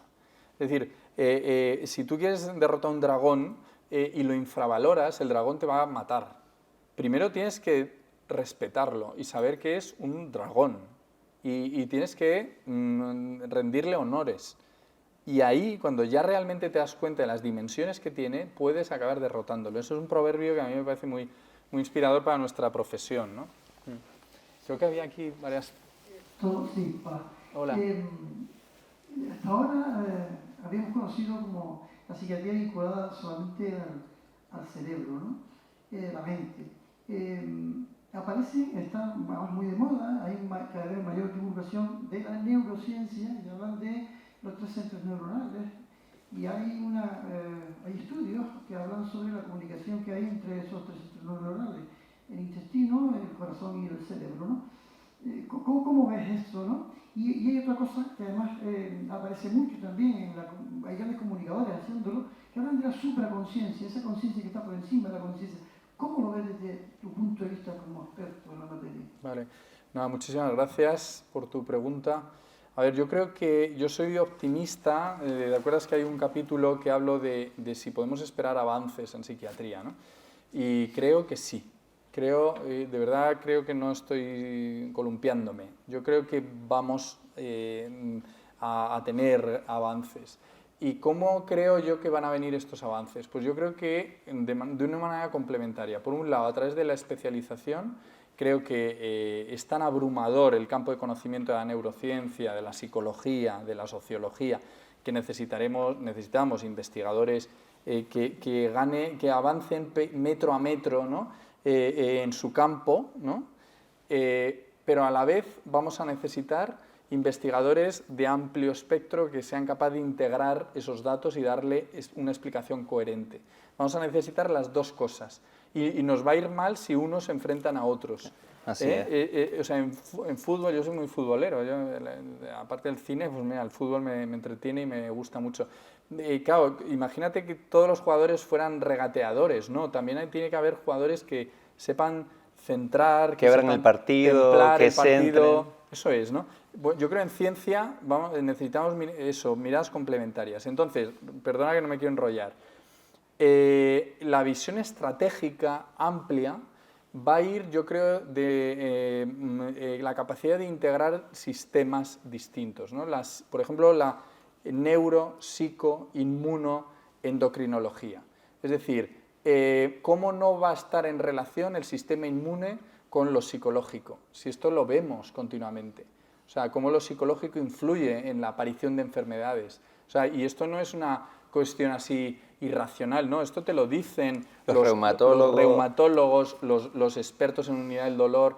Luego, cardiología, ¿no? Te vas a Valentín Fuster, que es el español, digamos, número 1 en Montsinaí. En los últimos 20 años de su vida está hablando de prácticamente de psicología, es decir, cómo influyen factores psicosociales en la coronariopatía, ¿no? En las enfermedades coronarias. Es decir, la capacidad de integrar la oncología con lo psicosocial, la neurología con lo psicológico. ¿Cómo no, no? O sea, parece que lo neurológico no tiene nada que ver con lo psicológico.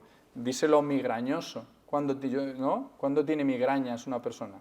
O una persona con esclerosis múltiple, que es una enfermedad neurológica. Sí. El inicio de un brote. Los brotes, la cantidad de depresiones que tiene. Es decir, la capacidad de integrar paradigmas distintos, yo creo que va a ser fundamental. Entonces, en ese sentido, lo que tú hablabas de los 3 ejes, yo creo que te he respondido. Y luego lo de la supraconsciencia me pilla más lejos. Es un campo, ¿no? Ahí más limítrofe. Donde está Gaona y un par de compañeros. Claro, yo ahí me siento un poquito más inseguro. Me atrevería menos a hablar de esos temas así sí, más porque puede sonar más metafísicos, ¿no? Metafísico, pero bueno, también hay una parte que tú destacas también en el libro, la espiritualidad. La espiritualidad, eso sí, yo lo defiendo mucho. En Estados Unidos tienen muy claro que lo biopsicosocial le falta una pata, y es lo espiritual. Y en cambio en España y en Europa lo espiritual tenemos un poco de aversión. Es como, uy, no, va de retro, ¿no? Con la Iglesia hemos topado, ¿no? A ver si me quiere vender su libro religioso. Y tenemos una prevención racionalista, ¿no? Y en cambio creo que lo espiritual no necesariamente tiene que ser religioso. Y si es religioso, creo que tenemos que ser respetuosos. Exacto, muy bien. Porque muchas veces desde lo racionalista yo creo que no hemos sido respetuosos en la creencia de los pacientes, por ejemplo. Es verdad. O sea, ¿qué tendrá que ver que tú no profeses una religión con que si tu paciente le ayuda a determinadas prácticas religiosas, ¿quién eres tú para inhibírselas? ¿No? Total. Creo yo, ¿no? Total. Muy bien. Gracias, Fran. Sí. Buenas tardes. No tengo ninguna formación en medicina. La única formación que tengo es 16 años que llevamos con un hijo en casa que empezó, que ahora tiene 32. Después de haber leído mucho, creo que a lo más que me gusta leer son a los psiquiatras españoles, pero aquellos que han estado 35 o 40 años trabajando y que ahora, que tienen 60 y pico, 70, están haciendo y divulgando lo que ustedes dos están diciendo aquí hoy. Con el cual, mi enhorabuena a todos los psiquiatras formados y que en este momento están en torno a 35 o 40 años, porque se les está dando un vuelco a esta cuestión. Pero mi pregunta concreta es decir, ya que usted decía antes que pensaba en el diagnóstico, cuando a un chico se le pone con 16, 17 años un diagnóstico tan agresivo como es esquizofrenia o bipolaridad, es una baldosa no solamente para la familia, sino para él, para toda la vida. Sin embargo, en los años 70, según yo leo, los diagnósticos estos se ponían como depresiones endógenas, y ahí quedaba, que cada uno pensaba y después cada uno que investigar. Sin embargo, hoy, ¡pum!, se te mete. Y yo digo, bueno, si mi hijo, desde que tuvo los 2 o 3 primeros brotes que le pusieron esquizofrenia, ahora que tiene 32 años y que no ha vuelto a tener más brotes psicóticos a lo largo del tiempo, manías y tal, sí, pero que no ha vuelto a tener más brotes psicóticos, ¿por qué no somos capaces de decir, oye, Juan Luis, si sigue en esta línea, vamos a revisarte el diagnóstico? Porque él está luchando diariamente con los que le atienden, porque él no quiere tener ese diagnóstico. Entonces, dices tú, ¿por qué tiene que ser esto una baldosa? Hasta los juicios se revisan las sentencias. Yo digo, te ponen una sentencia cuando tienes 16 y 17 años y te mueres con esa sentencia, y no somos capaces de los padres y las asociaciones de convencer a los psiquiatras. Es decir, vamos a revisar algún día, y posiblemente, yo digo que el caso mío le daría una alegría enorme que estaría brincando un mes. Sí. Muchas gracias. Nada, gracias. Juan Luis, ¿puedo responder, verdad? Sí, por supuesto, Sí. ¿no? Sí, no, iba a matizar porque justamente decía, cómprate el libro porque él habló muy bien sobre el DSM y las clasificaciones de lo que son los... Bueno, te voy a responder por ti, pero es que vino igual, entonces, no, si quieres... No. Que los diagnósticos, desde la flexibilidad mental de los psiquiatras humanistas o con un enfoque más centrado en la persona, son transversales y son más para comunicarnos entre él y yo, que a lo mejor por la losa social que tiene el diagnóstico de esquizofrenia, tendemos a poner una psicosis o un segundo episodio psicótico antes de poner esquizofrenia por la connotación negativa que pueda tener. Y no son perpetuos, es un diagnóstico para poder Revisables, comunicarme ¿no? con él, para acercarme al problema desde un modelo, como pasa con la física, y que no necesariamente es una sentencia de por vida, sino puede modificar yo creo. Totalmente. O sea, te agradezco muchísimo, Juan Luis, la verdad, tu intervención y además... Perdón, Juan Luis es mi... ¿Y usted se llama? Juan. Pues Juan, primero porque o sea, yo creo que hay que tenerle mucho respeto a alguien que lleva 16 años con un familiar tan cercano o sea, que seguramente ustedes conocen muy bien lo que supone estos problemas, ¿no? Y la verdad es que es una pregunta importantísima, el tema del diagnóstico. El tema del diagnóstico y un poco, no quiero redundar en lo que decía Eduardo, pero mi visión, o sea, yo trabajo en la pública y trabajo con, muchas veces me llegan pacientes con primeros episodios psicóticos, es decir, chicos jóvenes que debutan con un cuadro psicótico y yo tengo claro varias cosas. Una, un diagnóstico es simplemente el inicio de un plan de tratamiento, es decir, no hay que sacralizarlo. Nadie es un diagnóstico, es Total. simplemente una palabra para que entre médicos, entre profesionales de la salud mental, sepamos un poco qué ayudas suelen necesitar. Y, por supuesto, son revisables en el tiempo, es decir, si una persona lleva, no sé el caso de su hijo, por supuesto, pero si alguien lleva muchos años sin ningún brote, si está estable y tal, a lo mejor hay que darle una vuelta, por supuesto que sí. Y luego, en ningún caso deben ser profecías autocumplidas, baldosas. Es decir, claro, la palabra esquizofrenia conlleva mucho de incurable, deterioro, algo súper negativo. Entonces, claro, es una palabra que yo mido mucho decírselo al paciente. Y cuando se lo digo, le doy 1000 explicaciones y le digo, mira, tú no eres una esquizofrenia. Cuando en el informe pone esquizofrenia paranoide, no te lo tomes muy en serio. Es decir, porque te va a entrar una depresión cuando veas yo tengo esto. O sea, entre que vea las películas, que vea lo que pone en internet, qué tal. Entonces yo tengo mucho cuidado con los diagnósticos y siempre son muy revisables. Y siempre son un instrumento al servicio de lo importante, que es la persona, el paciente. O sea, no hay que... Yo creo que en el pasado hemos cometido el error de sacralizar los diagnósticos. Es verdad que no deben desaparecer, porque entonces estaríamos dando palos de ciego. No habría un acercamiento al problema. Claro, pero el diagnóstico es muy empobrecedor, es una historia. O sea, las historias del libro son muy prolijas y no los podemos resumir en una sola palabra. Es enormemente empobrecedor, por tanto no hay que sacralizarlos, los diagnósticos. No sé si he contestado a la palabra. Dale matices, podemos ir contestando. No, Eduardo, yo creo que sí. Yo creo que sí, porque incluso cuando estás sentado en la mesa y tienes a tu hijo aquí y los padres aquí, ya el médico cuando da el diagnóstico no se está fijando a él. Te están diciendo ahí tiene usted una carga para toda su vida. ¿Usted sabe la gravedad de esta enfermedad? ¿Usted lo sabe? ¿Tú te quedas así? Y mira que en Fuerteventura hay días nubosos, pero hay días de luz enorme. Y cuando tú sales a la calle, te ves como ese libro que tú ves del túnel, que no ves la luz al final del túnel. Claro. Pues dices tú, con una luz tan grande en Fuerteventura, dices, coño, ¿qué es lo que tiene mi hijo? Pues te dicen cáncer y dices, bueno, pero ¿qué es lo que tiene mi hijo? ¿Qué grave tiene? Que yo no lo veo tan mal. Y ya, a partir de ese momento ya no hablan con él, hablan contigo. Y lo dejan ahí aparte, o sea. Claro. Por eso yo me alegro que gente joven como ustedes empiecen a capacitar. Pero puede ser que en el diagnóstico, no olvidemos del diagnóstico ese tan grave que es, porque a lo mejor no está hablando usted con una persona que tiene el nivel cultural suyo y es capaz de entender lo que le está diciendo, que no se fije para ello.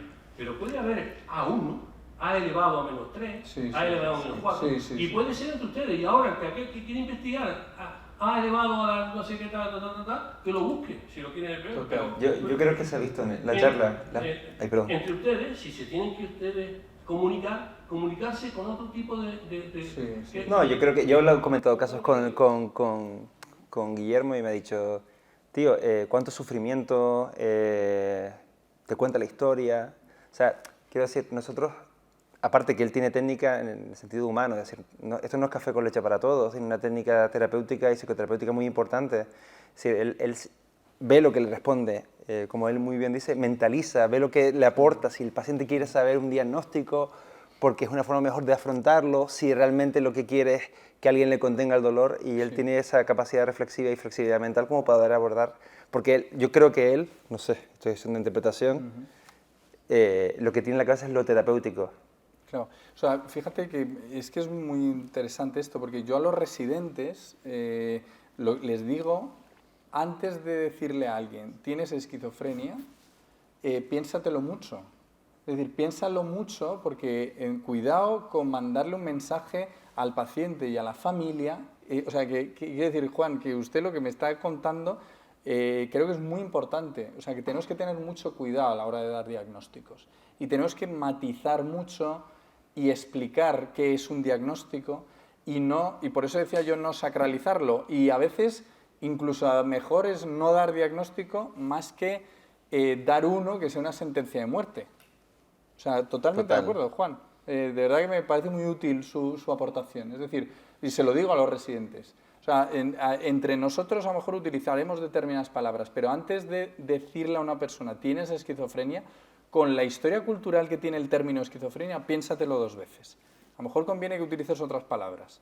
Sí, ¿qué es lo importante para el paciente? ¿Qué le va a ayudar más? Eso, ¿qué le va a ayudar y qué le va a condenar menos? Exacto, y qué le va a también. dar más esperanza, ¿no?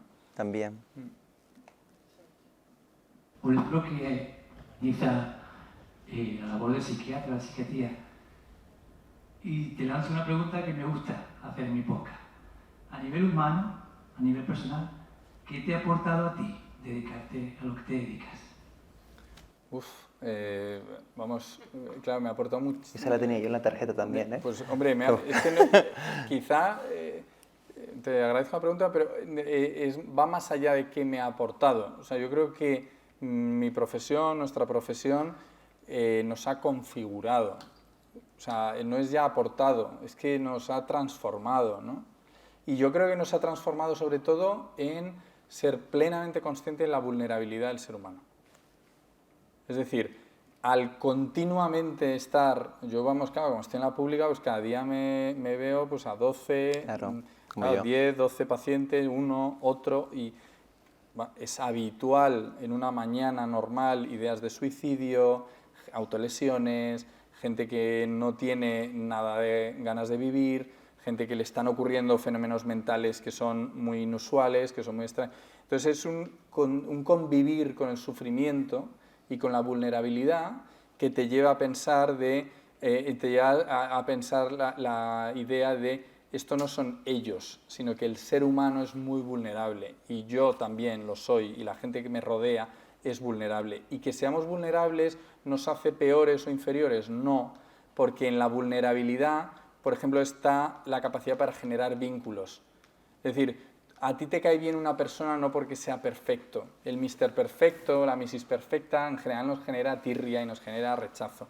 Pero cuando ves a alguien que tiene un punto de vulnerabilidad, que tiene un punto de humanidad, entonces te vinculas a él, ¿no? Entonces yo creo que a mí me ha transformado en el sentido de ser muy consciente de la vulnerabilidad del ser humano y aprovechar la vulnerabilidad para que la vida sea un poco mejor y que los vínculos humanos sean más profundos, ¿no? O sea, yo creo que las parejas, por ejemplo, ¿no?, que es un gran tema, ¿no? Las parejas que duran y las parejas profundas y tal, también tienen como elementos de vulnerabilidad, de es que lo hemos pasado tan mal, es que hemos tenido esta vivencia los dos juntos, es que nos hemos apoyado, es que yo cuando estuve esto, ella o él me ayudó tanto. O sea, la pareja perfecta no está en los momentos de bienestar y de placer, donde ahí todas las parejas funcionan, sino a lo largo de la vida, ¿no?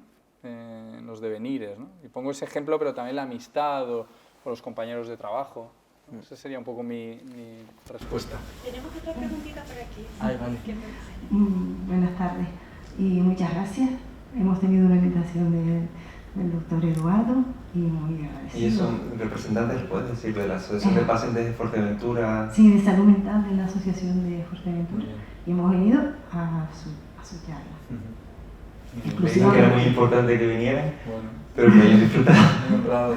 muy honrado. Y la verdad es que ha sido muy bueno para nosotros todo esto de tener información y, o sea, con la experiencia que nosotros tenemos en la práctica, ¿no? De tener a nuestro hijo pues pasándolo bastante mal y, o sea, un chico muy inteligente, pero que sufre mucho, y entonces, claro, cuando la psiquiatra últimamente nos ha dicho es que el sufrimiento psíquico tal, se trata de sufrimiento psíquico.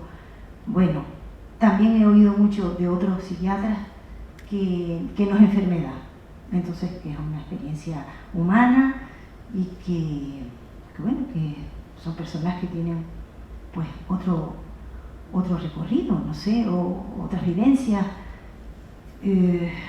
Y pienso lo mismo que estaba, por ejemplo, mi marido diciendo, ¿no? Del diagnóstico, cuando los psiquiatras dan un diagnóstico por un brote, ¿no?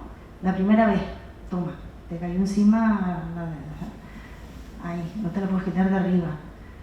Entonces, o sea, yo sé que a mi hijo eso de considerarse un esquizofrénico, eso le ha marcado muchísimo, pero claro, ¿cómo salimos de ahí? Es que estamos diciendo... Un consejo, quédense con el terapeuta que más esperanza les dé.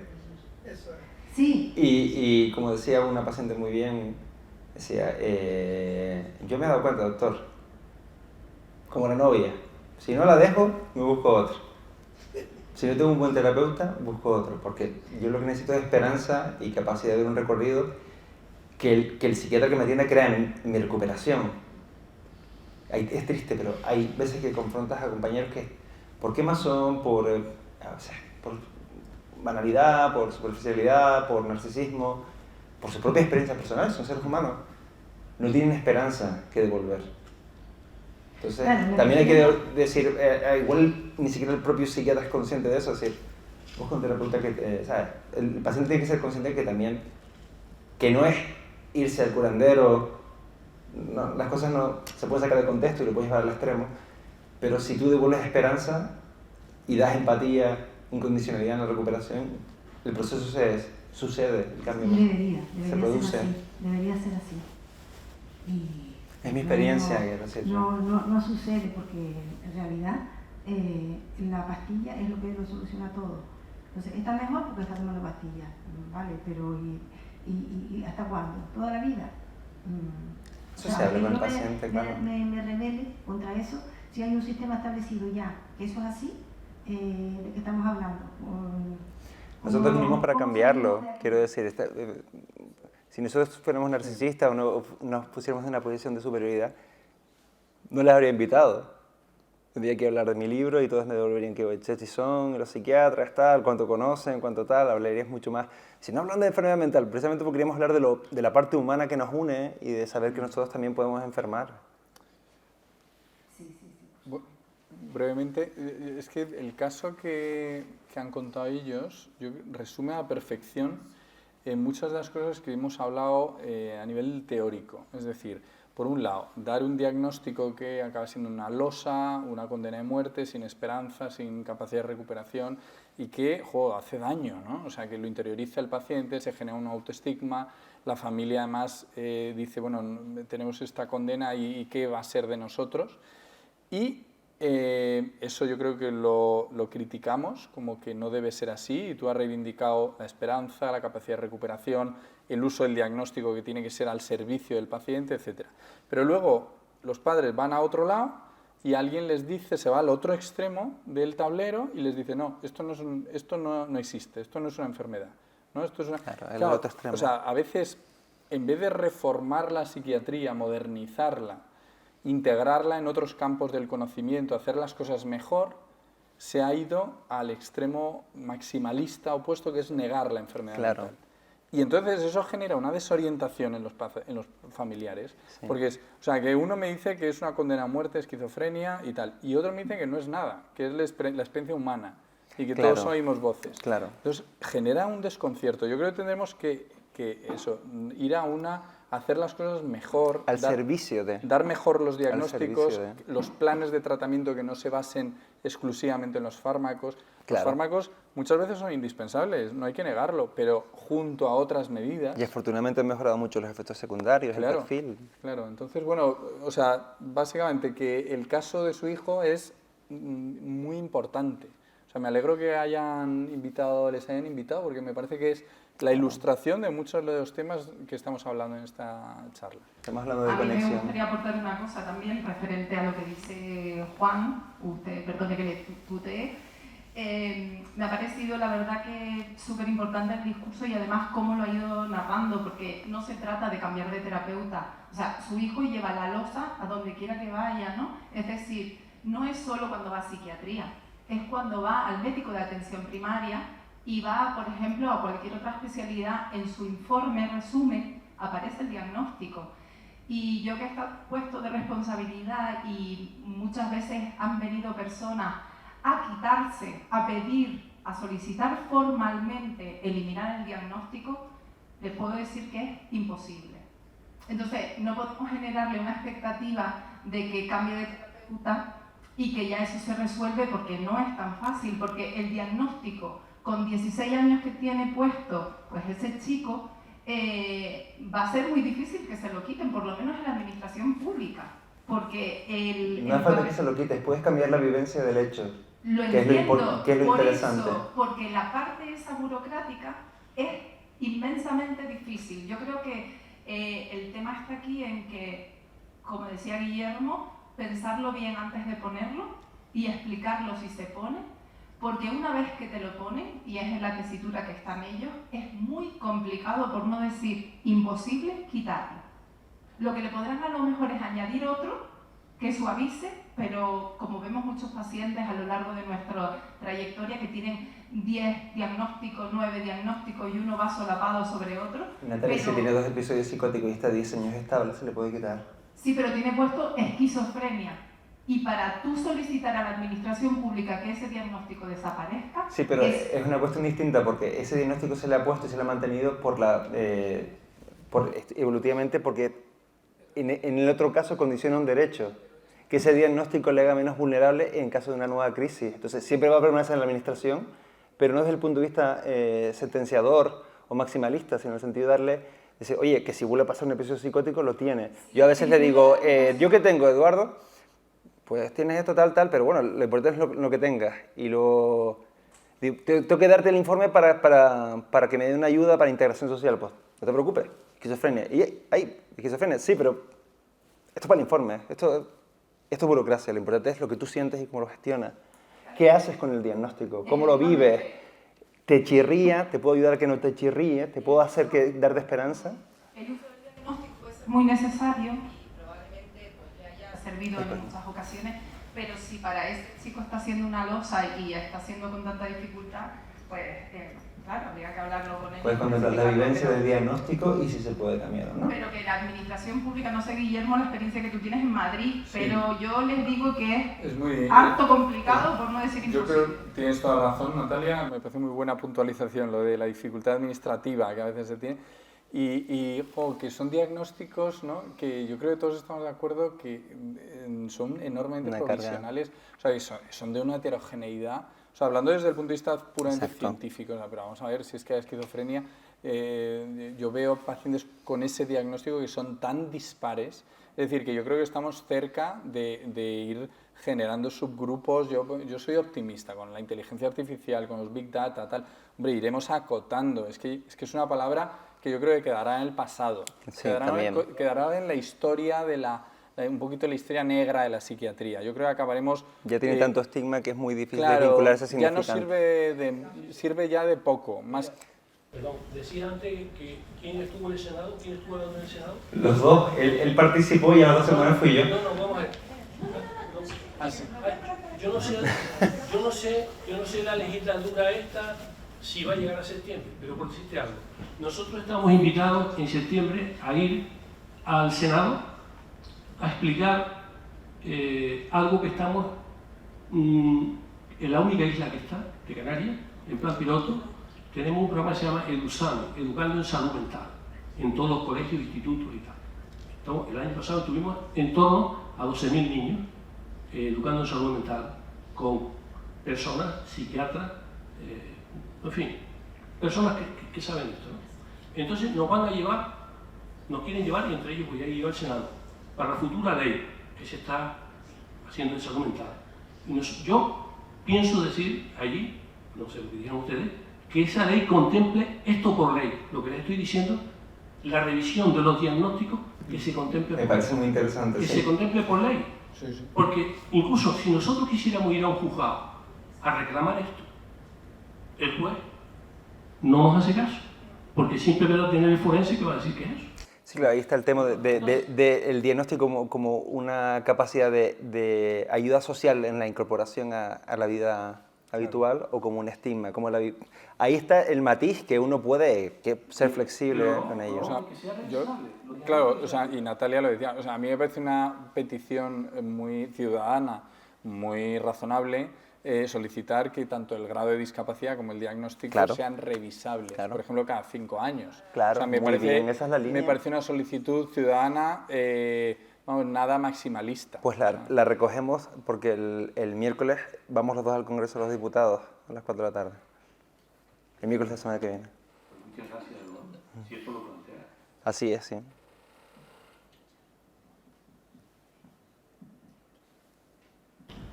Hola. Gracias. Yo, en relación a todo esto, decir, mi primera depresión fue con 15 años, mi primera idea de suicidio fue con 15 años.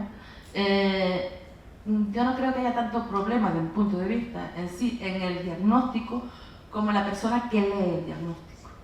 Hay gente que cuando veía que yo iba por otra cosa, yo tengo un síndrome de piernas inquietas, yo tengo no, todo era por la depresión. Y yo era una depresiva, yo no era Mari Carmen. Incluso la enfermera, una enfermera me está atendiendo que ha tenido depresión, que es depresiva, ¿cómo puede ser? Y realmente es la visión que tenemos, porque hay gente con esquizofrenia que está muy bien y que lleva el tratamiento y son personas. Él es Juan Luis, él no es esquizofrenia con patas. Yo no soy una depresión con patas ni un suicidio, no, yo tengo una discapacidad del 49%. Yo no me considero tan discapacitada. Cuando me llegó la discapacidad me dijo una doctora, me dijo, joder, Mari Carmen, ojalá todas las enfermeras tuvieran un 49% de discapacidad y dieran tanto como tú. Y joder, le dije, chica, gracias. No somos eso, somos personas ante todo. Sí, no, ahí está el tema. Nosotros somos flexibles. Creo que la visión de Guillermo es bastante humanista y a veces nos tentamos de decir, le pusieron esquizofrenia, está un poco triste, le voy a poner esquizoafectivo porque suena mejor por la losa, independientemente de... Sí, o cuadro psicótico sin especificar. Exacto, episodio psicótico de recurrente, bueno, un tema. Sí, eso es. Sí, no, muy interesante lo de que es la lectura. Y, claro, ha salido un tema que ya Natalia también lo ha nombrado, cómo la esperanza de vida de las personas con trastorno mental, sabéis que ha disminuido, y uno de los factores, no el único, pero uno de los factores es que son peor tratados en el resto del sistema sanitario, porque se tiende a, no, esto es por la depresión, y dices, hombre, no, vamos a ver, que el síndrome de piernas inquietas tiene una fisiopatología propia, o sea, no es por la depresión, ¿no? O un dolor en el pecho, bueno, este será ansiedad, es un infarto. Trastorno ansioso depresivo, algo tan banal como eso, que se pone tan a la ligera a veces. Eso es el cuadro. Es ansiedad. Claro, y si el paciente tiene una presentación atípica, que eso yo se lo digo a los neurólogos, a los cardiólogos, oye, que sepáis que esto en el Harrison viene, que hay presentaciones atípicas. Entonces, si una presentación atípica de un cuadro físico, somático, se produce en una persona con trastorno mental, apaga y vámonos. Ya se lo está inventando o son cosas del psiquiatra. Entonces son causas de morbimortalidad que no son tratadas. Sí. Esto es un problemón, ¿eh? ¿Lo puedes explicar explicar un poquito mejor. Sí, Ay, perdona. sí, lo explicas muy técnico, que, sí. Perdona, tienes toda razón. No me acuerdo de tu nombre. Inma, es verdad que se me escapa a veces palabras como él es psiquiatra, morbimortalidad, no sé qué, perdona, Inma. Es que cuando una persona que tiene un trastorno mental tiene otro problema físico, o sea, tiene pues una enfermedad de reumatología o del corazón y va a un especialista, el especialista dice, uy, tiene esquizofrenia. Y entonces ya le trato, o por ejemplo me dice, no, yo es que en vez del infarto de miocardio, que suele ser un dolor aquí en el pecho muy opresivo, pues de repente dice, es que me duele el brazo. Y entonces el cardiólogo dice, bueno, esto es la esquizofrenia, esto es de los psiquiatras. A eso es lo que me refería, que se les hace menos caso a las personas con trastorno mental. Tienen más riesgo de ser peor atendidos en urgencias, por ejemplo. Claro, y en la sociedad, o sea, la persona se siente discriminada. Mayor riesgo de exclusión social desde otra perspectiva también. O sea, con los amigos, o sea, mi hijo ya no tiene amigos porque él se encuentra inferior. Sí, la única forma de perder miedo es divulgar, porque él lo explica muy bien en el libro también, en el vacío de conocimiento surge el miedo de forma adaptativa. Eso es. O sea, el desconocimiento, si nunca has oído oír hablar de la palabra esquizofrenia y la oyes, es miedo. Y además mucha gente dice, esquizofrenia, asesino. Es así, ¿eh? Es tan duro como eso. Pero es que la propia persona lo vive como algo peligroso, como que no se... Claro, la propia persona, el autoestigma, efectivamente. Porque antes de tener ese diagnóstico tenía un significado sobre lo que era esa palabra, que podía ser más o menos estigmatizante. Claro, o sea, yo no, pues este libro, bueno, es un granito de arena, ¿no? O sea, no tiene más importancia, pero ojalá entre todos tratemos de divulgar estos conceptos, contar lo que es un trastorno psicótico, lo que repercute en la vida de una persona tal, y al final la sociedad encajará mejor que mi hijo o el hijo de mi amigo o de mi amiga tal ha tenido un cuadro psicótico, pues ¿cómo podemos ayudarle mejor? Es decir, que el caso que ustedes han tenido que sufrir de un diagnóstico condenatorio, pues que no lo repitamos, que hagamos las cosas de otra manera, ¿no? Gracias a entre todos crear una cultura, ¿no? Una cultura del conocimiento y de la humanización del tema del trastorno mental, ¿no? Los psiquiatras eran muy celosos de nuestra disciplina y no compartíamos el conocimiento. Es que eso es verdad. Y de hecho es que la divulgación en España tampoco es que se ha cultivado mucho, porque además tú tienes tu prestigio en tu profesión y es como, no, yo lo de hablar para el gran público, no. De hecho, esto es como muy comercial. Claro, bajas el nivel, bajas tu nivel para que la gente te entienda. Porque yo estoy en mi nivel de las revistas de Factor de Impacto y de los congresos, ¿no? Y yo creo que eso también ha cambiado. Claro. Y es como, tú puedes investigar y puedes ser muy buen científico, pero además tienes capacidad para contárselo a la gente para que lo entienda. Eso no te resta, te suma. Una cosita, porque acá menciona muchas veces lo de comunicar, de que entre todos comunicar. Y ahora les lanzo a ustedes una gran responsabilidad. La responsabilidad de el ejercicio que acabas de hacer para explicar a la señora, lo mismo que le explicabas a él, o comentabas con él, y para que lo entendiéramos todos. Sí, la gran responsabilidad que tienen ustedes como científicos de divulgar la información científica de forma que no se entienda como los científicos, ¡ay, qué complicado! Esto lo hablamos entre nosotros, mejor no. Esa labor pedagógica súper importante, que la hagan ustedes, que son los verdaderamente los que han trabajado, los que tienen la ciencia en su ADN. Totalmente. Mira, yo me dedico a la universidad, dirijo tesis doctorales, he dirigido 12 artículos, no sé qué. Lo que les digo cuando dirijo algún trabajo científico, le digo, resúmeme este artículo en un titular, como si yo fuera un periodista. Cuéntamelo. Y entonces a veces se me quedan como, es que eso... y entonces me empiezan a decir el abstract, el resumen, el título. No me cuentes eso. Cuéntamelo como si fuera un periodista. Y entonces le damos sentido a la ciencia, porque la ciencia solo tiene sentido como ayuda a la sociedad, ayuda al ser humano. Claro, o sea, lo que pasa es que hay que desprenderse un poco del narcisismo, o sea, no quiero que me admiren, quiero ser útil. Entonces, para ser útil, tengo que contarlo con palabras que se entiendan. Y que no significa que eso es banalizar. No. Es como si te vas a un concierto de rock, eres un científico y ahí divulgas, no sé, por decirte algo, ¿no? Un evento cultural en el que divulgas ciencia. Pero y lo haces en un entorno cultural, ¿por qué no? Pues sí, Claro. el próximo congreso hacemos el concierto del grupo como las hace 3 semanas que tocamos aquí atrás.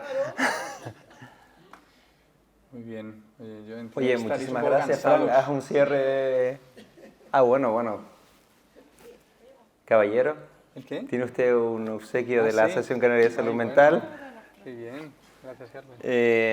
¿Esto? Es una obra. ¿Sí?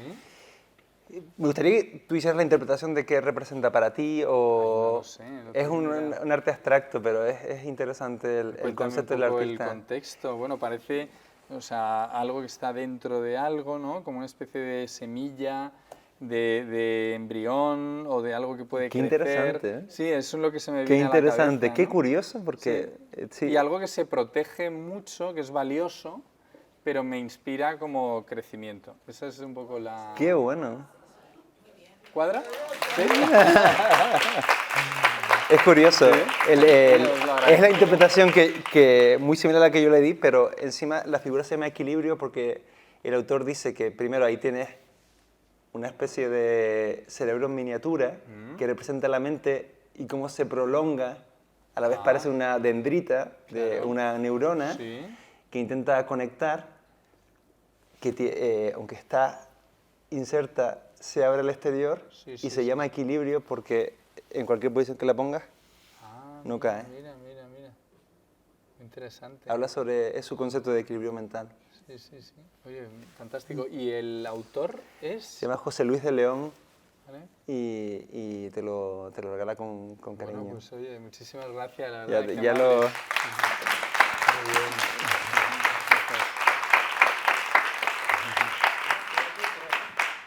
Fran Torrea tiene que cerrar.